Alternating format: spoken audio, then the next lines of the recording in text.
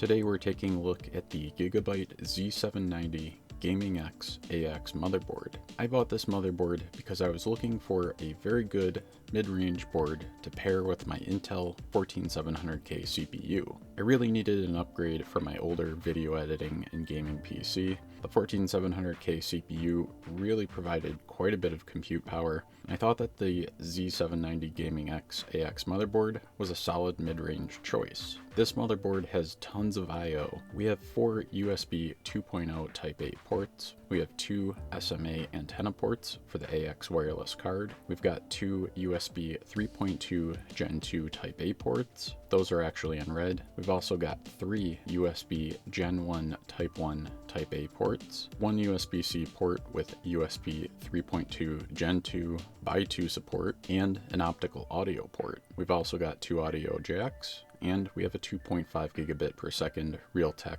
NIC. Lastly, we do have a couple of integrated video outputs if you have to use that iGPU, 1 DisplayPort and 1 HDMI 2.0 port. As for expansion with this motherboard, in terms of the PCI Express slots, we have 1 main PCI Express x16 5.0 slot. Generally, this will be for your graphics card. Then we have 2 PCI Express x16 slots connected to the chipset. The first one, PCI number 4-1, will run at PCI Express 4.0 speeds, but it's only running in the x4 bandwidth mode. The bottom PCI slot number 4-2, will run at PCI Express 3.0 speed at 4 times mode. While we're not getting the full 16 times mode out of those slots, they're still running at PCI 3 and 4, so they're still going to be plenty fast if you're using modern PCI Express cards. I think that generally speaking, this is going to be plenty for most gamers and people who are using this as a budget workstation. For example, you could slot in an aftermarket sound card as well as a video capture card. In terms of the storage options, by default, we have 6 SATA ports connected to the chipset. There's 2 M.2 slots connected to the chipset as well, in addition to the main M.2 slot that's connected to the CPU. The CPU connected M.2 slot is generally speaking going to be the fastest. This is where you're going to place the operating system NVMe SSD. As for the 2 M.2 slots underneath the heatsink, both of them are going to support PCI Express NVMe drives. The bottom one will support SATA drives if you have to use it. The only caveat to that bottom NVMe slot is if you do put an NVMe drive in there, I do think it's going to turn off 2 of the 6 total SATA ports. So you'll only have 4 SATA ports if you have to use that bottom slot, but in general, I think that's plenty of storage connectivity for a motherboard such as this. In terms of RAID support for this motherboard, we do have support for the NVMe drives and the SATA ports connected to the chipset. RAID modes 0, 1, 5, and 10 are supported, and you don't need any licensing or anything like that. I would suggest though, if you really have a lot of storage needs, you probably want to look at building a network attached storage device. When I bought this motherboard, I really wanted a well-rounded board that would support the 14700K as my main workhorse type of machine. I do a lot of gaming, a whole lot of editing. I work on this computer pretty much 24/7. I really needed a solid upgrade over the temporary machine that I had set up. It was an 11600K with a locked B560 motherboard. I was also really looking for a built-in wireless AX card, so I'm very happy that the built-in AX adapter, which does support Bluetooth by the way, worked really well. In terms of Wi-Fi, the card theoretically supports up to 2.4 gigabits per second wirelessly using the 11AX 160 MHz standard. In terms of Bluetooth, we have Bluetooth 5.3 support, which is very nice. I do have a Bluetooth headset that I sometimes need to connect to this PC. In addition to my Corsair HS80, I would say the range is very good, a little bit more than I was expecting to be honest.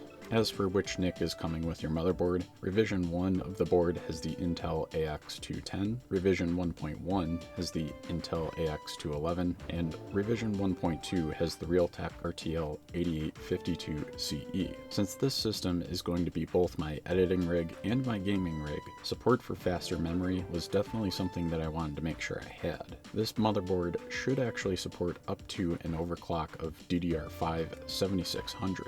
That is super fast. I really don't need memory that fast, but luckily I was able to work with G.Skill and they had actually sent over an awesome Trident Z5 kit.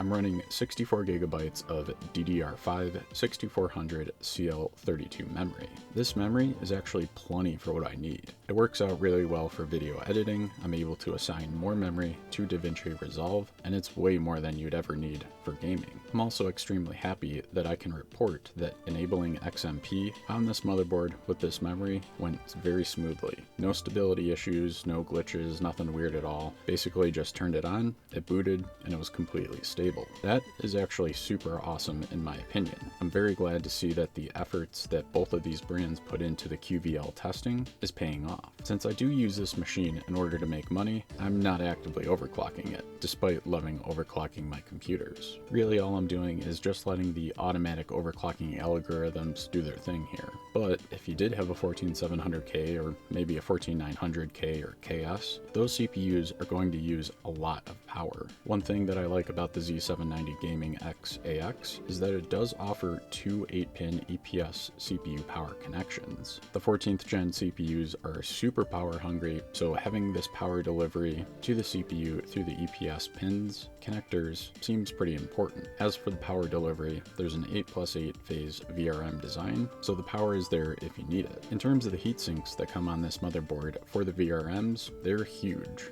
Very beefy. If you have even just a little bit of airflow, cooling is basically not going to be an issue. I also like that there's quite a few PWM fan headers on this motherboard. We've got 4 at the bottom and 2 at the top, along with RGB connections for 3 and 4 pin accessories. As for the front panel connector, there is a USB 3.2 connection, which is nice. We also have the USB-C front panel connection. I like that they have both on there, super handy for cases that support that. So I've had this system assembled for a while now. It's very stable and it's super fast. No complaints from me at all. I like all of the features and the functionality that this motherboard offers, and I think it's an overall good value if you want to build a mid to high-end range type of PC.